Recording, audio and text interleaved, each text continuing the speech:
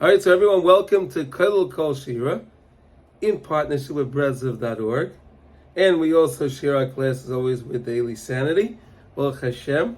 And we always have, usually well over 200 viewers to our class. So even though we may be a smaller group right now on the Zoom, but Baruch Hashem, it's amazing what the internet can do today and the technology. It's wonderful. Okay, so it's we have there's so many things to discuss in this Parsha this week. Parshas Re'eh. Well, first is that the Torah really takes a shift now, right? So far in Sefer Devarim, right? So we had the Parshas Devarim, right? And then we had V'eschanan and Kevin. Really, Moshe Rabbeinu is giving rebuke, and he's putting us on guidance of what to do and so on in those parshas. But now it's a little bit more of a shift where, okay, Chevra, now you're going to be going into Eretz Yisrael, and I got to give you some fortification on how you're going to be successful in Eretz Yisrael. So the Torah starts off by saying, Rei Anochi Hashem Nechem Hayoim Bracha Klala. It's to take a look that HaKadosh Baruch Hu places in front of us the Holy Torah. The Holy Torah is both Bracha and Klala all in one. The Torah is Bracha and Klala all in one, right? And you have to choose. That's where Bechira comes in, right? We have to be Bachar to Bechayim. We have to choose to do the right thing, right? It's all about choosing, right? The Torah gives us the choice. So the Torah says we were standing on Har Grizim and Har Evel, right? Half of the Shvatim were on Har Grizim, half of the Shvatim were Har Evel, and we know that the Levium and the Mishkan and the Luchos were in between the two mountains, right? Actually, if you look on the map today, so Har Evel, Har Grizim is very close to Shechem, right? Very, very close to Shechem, which today is the city of Nablus, right? You heard of Shechem, you probably heard of Nablus, right? Which is in the Judean hills, part of Eretz Yisrael. And so we were very close. We were mamish right there. And HaKadosh Baruch Hu gives us the places in front of us, the brachas and the klalis. And we know that really the brachas are all, they're so delightful and so nice because you could see the brachas, but we know even the Chazal teach us and the Holy Zohar teaches us and all the tzaddikim. The tzaddikim taught us that even in the klolos you find the biggest brachas buried inside in the klolos. Even in the klolos, HaKadosh Baruch Hu has so much bracha. There's bracha everywhere. Everywhere you can find, you have to just look for it. In the klolos, it's much harder to find the bracha, but it's there too. We should always remember that. No matter what's going on, HaKadosh Baruch Hu is there, and He always has bracha in everything in life. We just have to search it out. Okay, now, so we know that the Torah is telling us over here that we have to stay away from idolatry because, again, right now, today, for us, in our current, modern time, since Chazal, they nullified the taiva for avodah zarah. So we really don't understand that, right? In other words, what? Excuse me. Yes. Now, that may be that they have nullified. Just this is a sense of logic. I accept that they nullified. That's what the Gemara says, Yaakov.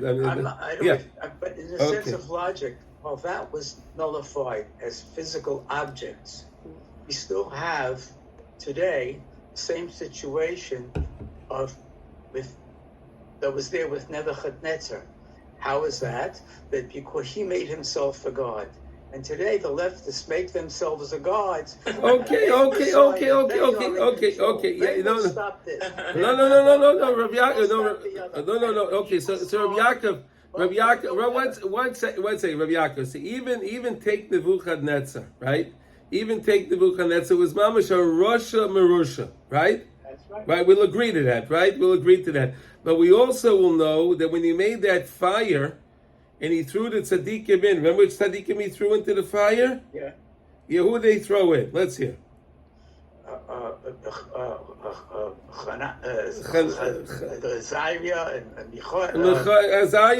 Yeah, exactly. And he threw them into the fire, and then he saw that they were unscathed, and they came out of the fire. So the Gemara says that really Nebuchadnezzar wanted to say Shiras and Tizbachas to HaKadosh Baruch Hu, but Cain sent the Malach to shut him up that he couldn't say it. So all the Svarim ask her that why, if he wants to say Shiras and Tizbachas, he wants to give praise to HaKadosh Baruch Hu, why not accept it? Why not accept that? Because they said that actually his praise would have been could have been even greater than even David HaMelech. But David HaMelech's praise, really HaKadosh Baruch Hu loves the most. Why? Because even we're in Tehillim, right? We know that when Avshalom was David HaMelech's son, that he took the kingship for himself. Right, he took the kingship for himself, and he was sorting out to kill David HaMelech. He wanted to kill David HaMelech. But so David HaMelech says, Mizmar, he says a Mizmar of Bnei Avshalom B'nai. What is this? Why is it a Mizmar? It should really have been a Kina, right? It should have been a lamentation. Why is it a Mizmar? Why? Because David HaMelech knew how to see the good in everything. He saw the good. What was the good that he saw in that? He knew that really when someone takes over a king to be a king, so what do they normally do? They wipe out anyone else that was part of the other family. They just wipe everyone out, so therefore no one would ever have the opportunity to come and take over their kingship now. So David HaMelech knew that. But David HaMelech said, wait a second, my son is only coming after me, but he's not going to hurt his brothers, his sister. He's not going to hurt anybody else. So therefore, even David HaMelech saw that was a mizmar. Okay, so Yaakov, it's about always choosing the right thing. This is what it's about. And yes, Chazal nullified the idea of the taiva of avodah zarah. We don't understand that, but we do know that really the taiva of avodah zarah was really transferred to money. And people now, they say they worship the dollar, right? They say there's an expression like that. People, they worship the dollar. And that's going to lead us to understand what we're going to learn about now in a minute. But the point I was trying to say was that any time we can detest avodah zarah, and we realize how disgusting it is, and because we realize the oneness of Hashem, so via doing that, we're showing and we're demonstrating our love, and we embrace the Torah, because this is the essence of what HaKadosh Baruch Hu gives us, and the oneness of HaKadosh Baruch Hu, when we connect to the oneness of Hashem. So that's a very important thing that we can always do. Now, these mitzvahs that we have over here, there are 55 mitzvahs that you find in this parsha. Fascinating. Now these mitzvahs, a lot of these mitzvahs here were not told over before. You don't find them recorded in the Torah. But we have to always remember that really all of this, the 613 mitzvahs, Taryag mitzvahs, was given to Moshe Rabbeinu at Har Sinai. However, because we were in the desert, and because we had all the situations we were going through, Moshe Rabbeinu necessarily didn't want to inundate us with the ideas of all the things with Eretz Yisrael when it wasn't relevant for us at the time. But here, right now at Parshas Re'eh, again, when Moshe Rabbeinu is giving his parting words to Klal Yisrael, is teaching them all of the beautiful mitzvahs pertaining to Eretz Yisrael, because now, like we said, they were standing on Har Grizim, Har Hevel, which was right outside of Shechem, Nablus, right today, right, which we were mamish right outside of Eretz Yisrael. So Moshe Rabbeinu is giving over the mitzvahs. Now, one of the mitzvahs, there's so many mitzvahs to discuss, but one of the mitzvahs I wanted to discuss today was the mitzvah of tzedakah, because we find that in the parsha as well, and I have the pasuk right up over here. Nasan titein loy v'layire levavcha b'sitcha loy. I know is you should give, and you should give openly with an open heart. You shouldn't have a sour heart when you're giving it. Ki beglala davar hazeh, because of this situation, that you have this ani, that you have this ma'asid, that you have this organization, that you can help out. Because of this, Yivarecha Hashem Alekecha, HaKadosh Baruch Hu blessed you, and He gave you the blessing, B'chol Masech, of all of your actions, of B'chol Mishlach Yadech, anything that you're doing, any transactions, that you're successful. Know that HaKadosh Baruch Hu gave you and did all of those things for you, in order for that you can give, so give in a good way. So let's see what the Rebbe says over here now. All right, this is a beautiful Torah here that we see. It comes from Hilchas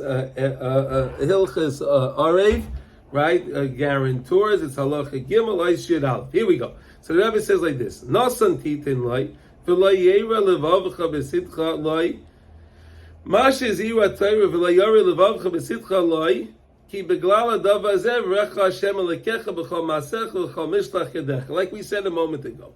Ki yikra tzedakah hu harotzon tohiv. The main thing is, when we give tzedakah, we give the tzedakah with a rotzen toiv, with a good desire. We have a good will when we give it.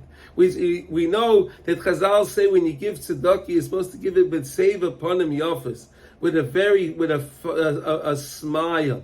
Give it with show that you're enjoying what you're doing.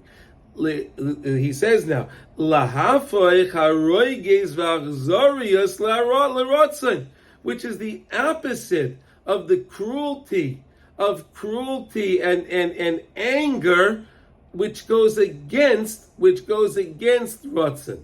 And this is, he's quoting this from Torah Dalet in Chelik Bezel Kutamaran. V'al kein tzarich litein tzedakah b'Ratzon toiv b'li shum roya leiv.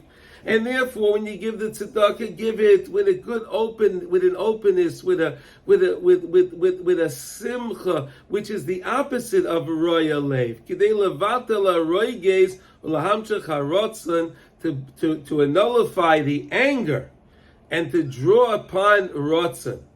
We're going to talk about what is rotzon. Rotzon is really the rotzon of HaKadosh Baruch Hu, rotzon of the mitzvah, rotzon of the Torah, right? In other words, when you do it, you want to get rid of the roiges, right? You want to get rid of the anger, and you want to bring in more rotzon, show it's all a shezeu ikar tzedakah. That's the main point of tzedakah. Shayidei zeh zoichen levatel kol alamet tes melochos shel chol. Look at this. If you can do that, says the Rebbe, you could be mevatel all the 39 prohibitions of malacha that we're not allowed to do on Shabbos, right? We're all learned out from where? The Melechas HaMishkan, right? When we were working on the Mishkan, there were 39 different tasks, duties that were done in order to be able to make the Mishkan. And we have those are the avos, and we have the toldos that come out of them, and that's how we come up with the lamed tes melachos of Shabbos. Shem behem achiza zuma sanochash bechinas lamed tes klolis, which has upon it the achiza, which is the clench of the filth of the nachash. Again, that nachash hakadmoini that was with Adam and Chava. Bechinas lamed tes klolos, the 39 klolos, 39 curses. So here you have the 39 klolos, the 39 malachas. But what you could do is we can transform the 39 curses, the 39 malachas. We can transform it into bracha, into ratzon. Shezeh beglal hadavar hazeh yivrecha Hashem, because for this very reason is why HaKadosh Baruch Hu blessed you. Yivarechecha Hashem, HaKadosh Baruch Hu gave you bracha. What does it mean, bracha? Davka heipich haklolis shel chet adam arishon shu beitzvan teichlena bechinas lamed tes melachos. Right? Again, what happened at the chet of Adam and Chava? What happened over there? HaKadosh Baruch Hu wound up cursing Adam with these famous words, "Be'itzvan teichlena you'll eat you'll eat, but you'll eat with itzva, which is atzvus, which will be bread of depression, which is the lamed tes malachis. But again, ki ayedei tzedakah b'ratzon toiv zeichel lahamshach aras haratzon al oila ma'asiyah. You could bring the aras haratzon onto this world, oila ma'asiyah, where we are here now, b'nichlal asiyah b'ratzon. And then you could take the actions that we do and all the work that we do, everything we do will be mixed in with ratzon. What does it mean mixed in with? We'll see the Yad Hashem in everything that we do.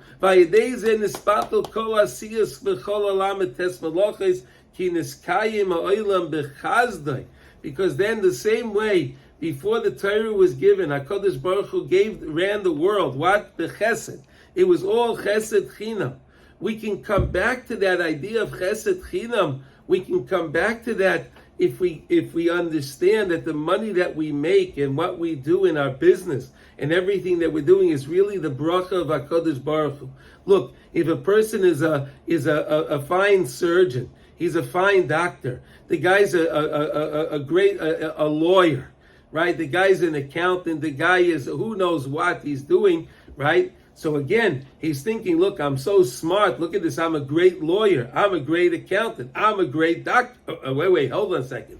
Who gave you all of the information that you have? Where did it come from? It comes from HaKadosh Baruch Hu. What do you have yourself? At any moment, HaKadosh Baruch Hu can take it away. He gave it to you. It's Beglal Zeh. HaKadosh Baruch Hu, Beglal Adavar Azeh, because of this is why you have it. It's not because of anything else. It's not because of you. Like we saw last week, it's not because of Oitzim Yodi, Osaliyah Sachayel Azeh. It's not. It's all Me'ez Hashem. Okay, then that's how you can have bracha and chesed in the world. Ki beglal hadavar hazeh bracha Hashem Elokecha b'chol masecha b'chol mishlach yedecha ki nimshach bracha v'chesed al kol asiyos. You could bring bracha and chesed onto all of the things that you do. Al yedei ha'aretz haratzon, when you bring the ratzon in, when you understand that it's all the Rabbeinu Shalom, ad shezeichen levatel kol asiyos legamrei.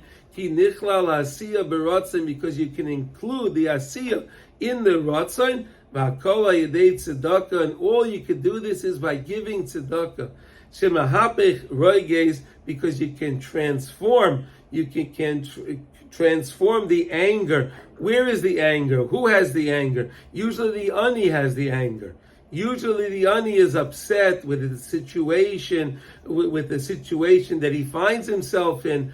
But if you can give the ani some money and you can give it to him with a smile, so then you could transform the roiges that the ani has, and he can have some ratzon now. He realizes it comes from the Rebbeinu Shalom because you gave it to him something, but you gave it to him with a smile.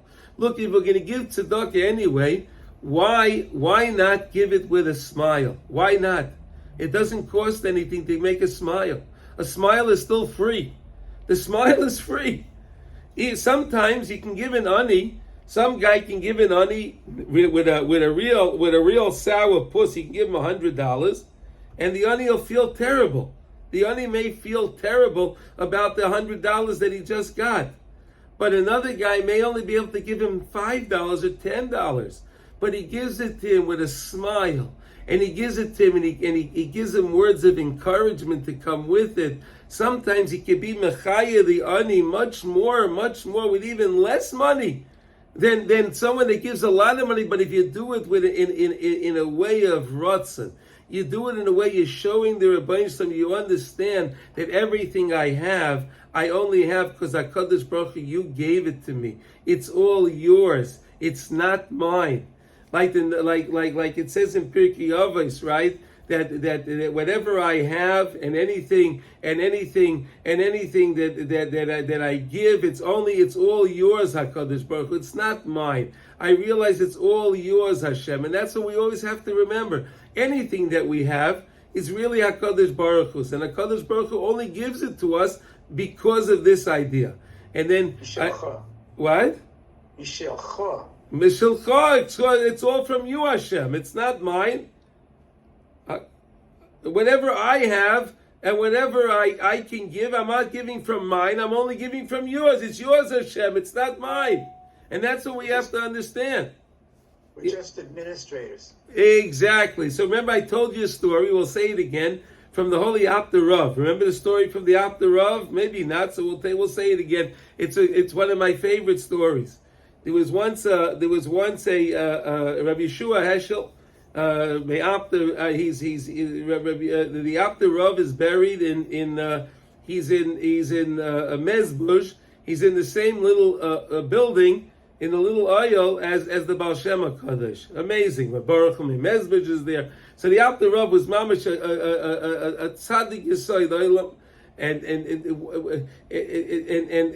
And I'll tell you a story that happened one time. There was an ani that came to the Rebbe, and he said to him, Rebbe, I have to marry off my daughter, and I need the 50,000 rubles, and I don't have it. I need for the nadin. I need it. Okay. So the Rebbe said to him, okay, no problem. The Rebbe takes out from his desk a little paper and an envelope, and he writes a letter. He writes a letter to Rabbi Yitzchak over there abroad. He writes a letter to him. Okay. And he gives it to this ani, and he says to him, I want you to go to Brod.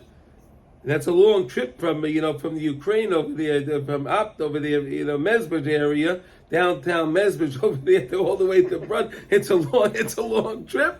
But listen, the Rebbe says I have to go. I'm going to go. Okay, so he had to borrow some money in order to be able to go because he didn't have much, and he told his wife he has to take a trip to Brod. So he got, he packed up whatever he could. And he his wife packed him up some food, whatever they had, and he went off on his way. It took him about 2 weeks to get there, and he has the address of where he's supposed to go to this Rabbi Yitzchak. He has the address, and he asks in town, where do I find? He was never in this city. It's a big city. He's from the little town. He doesn't know these big cities. He didn't no idea.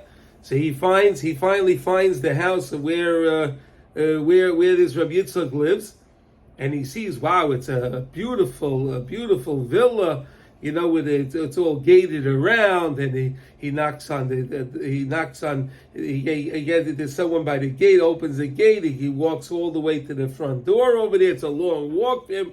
All right, he gets to the front door, he knocks on the door, and he says, I'm here. I have a letter from the Rav for Rabbi Yitzchak. So the butler goes and gives the message to the master there, Rabbi Yitzchak, and he tells him he has someone here with a letter from the Rav to visit you. Wow, he heard the Rav was a Gadol Adar. He said, okay, fine. He went out right away to see. He brings him into the dining room, and he sits him down. He gives him a coffee. And he said, okay, so let me see the letter. So he reads the letter. I see you laughing, Rabbi Yaakov. You remember, right? The way you say he made this very immediate for the coffee. He made him a coffee. Nice. He made him a coffee. He was there sitting down. He said, okay, so let me see the letter. So he opens up the letter, and he's reading the letter. He says to my dear friend, Rabbi Yitzchak, he writes in that, that account that we have together, we have an account together, and I want you to take out from that account that we have together, I want you to take out 50,000 rubles and give it to this honey. So Rabbi Yitzchak reads the letter again, and he says to this honey, he says, I don't understand. He says, listen, I know the Rav is great, and he's the Gadol Adar. However, I don't know of any account that I have with the Rav. So therefore, I cannot give you 50,000 rubles, but I'll give you, since you came all your way, so I'll give you 100 rubles. So he gives him 100 rubles, and he sends him on his way.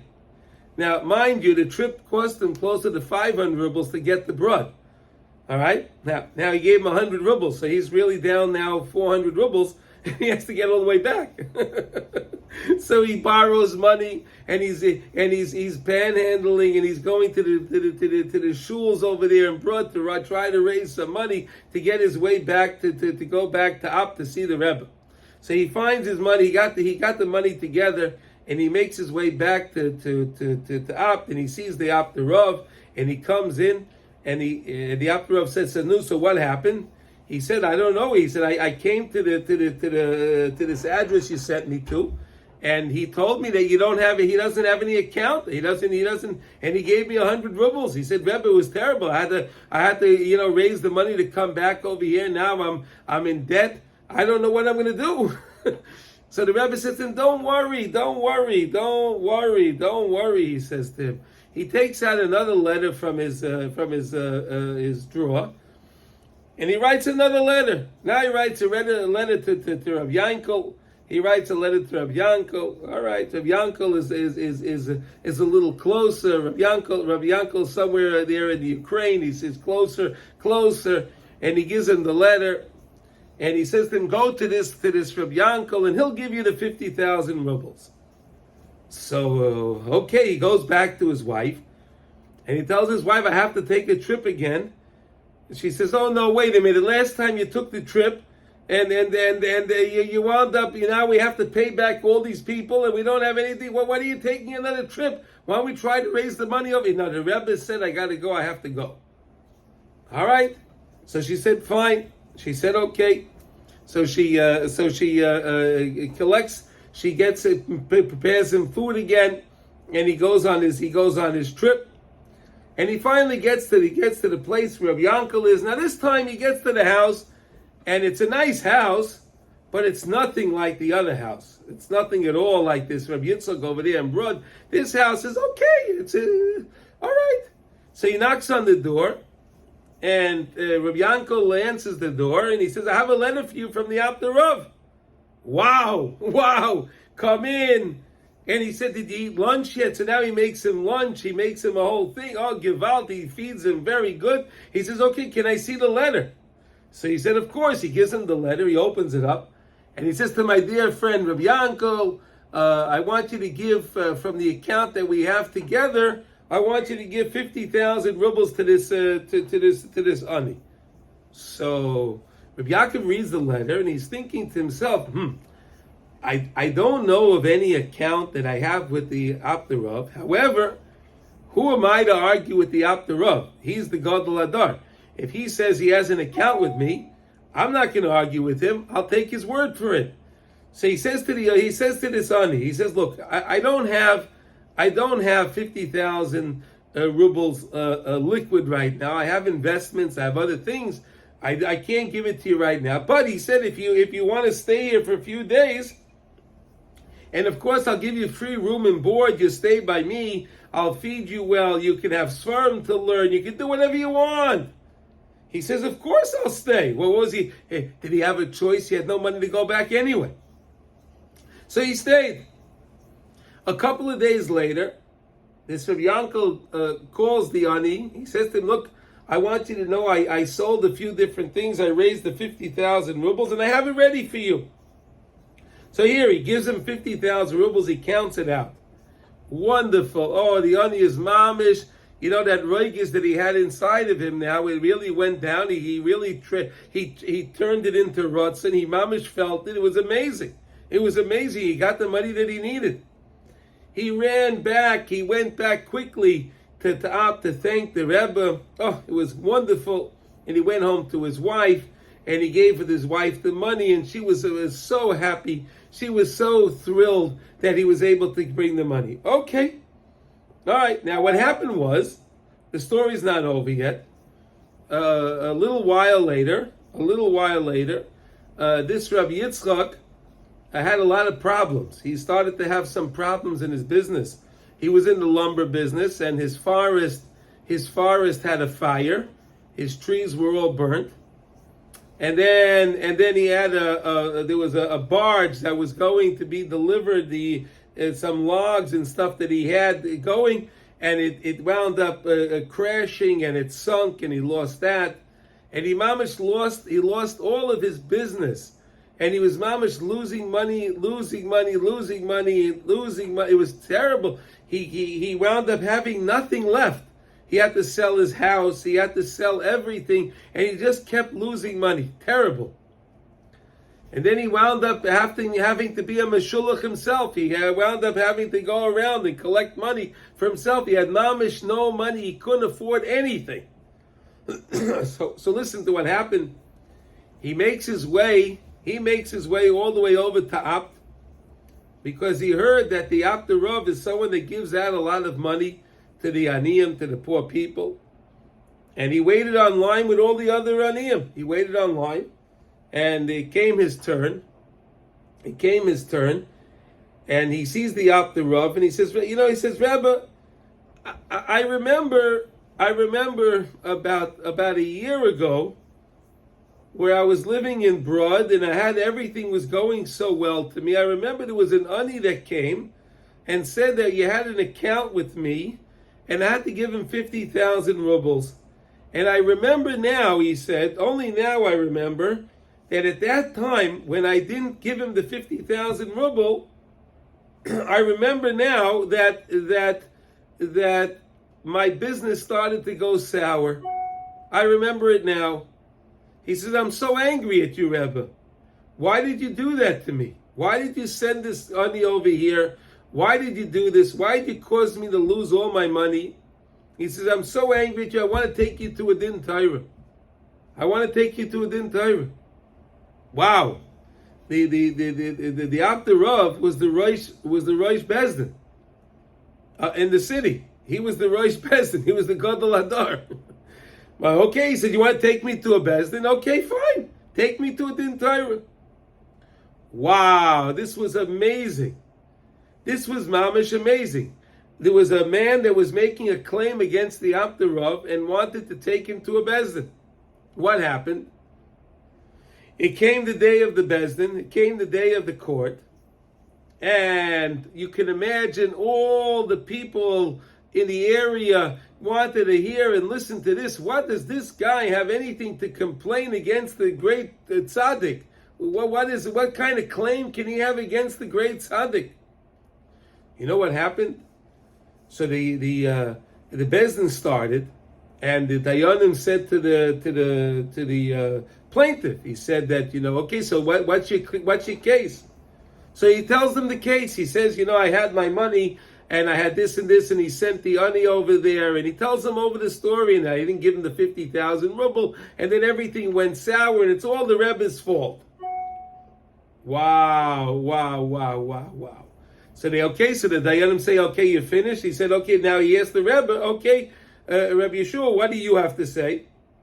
So he said, I'll tell you what happened. He said, before I was born in Shemayim, the Rebbeinu Shalom showed me that I was supposed to be a very wealthy person. And I begged Hashem, I don't want to be wealthy. I begged Hashem, don't give me the nisayon, don't give me the test of wealth. I don't want it. But rather give my money that I'm supposed to get, give it to other people. Give it to others. When I need it, I'll ask them for it, and we'll keep it like that. So the Rebbe Shalom was maskim, and Hashem made it for him like this. So he said, Rabbi Yitzchak, your money that you had was really not your money. Your money you had was my money that the Rebbeinu Shalom gave to you to be a custodian of my money. When you didn't give him the money that I asked you to give him, you proved to be an unworthy custodian, and therefore HaKadosh Baruch Hu took away my money from you, and he gave it to the true custodian, Rav Yankel, that did give the money, and now he's doing very, very well, and he has all of the money now. He became fabulously wealthy, Rav Yankel, much greater than ever before. And everyone understood the idea that everything that we have in this world is really not ours. It's really Me'ez Hashem. It's all HaKadosh Baruch Hu's.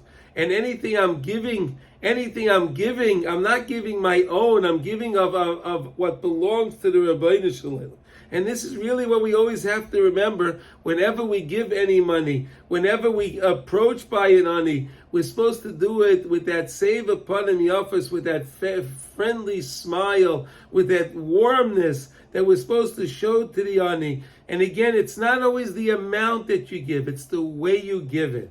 And it's all about the ratzon. Does anyone have any questions or want to say anything? Clear? Amazing.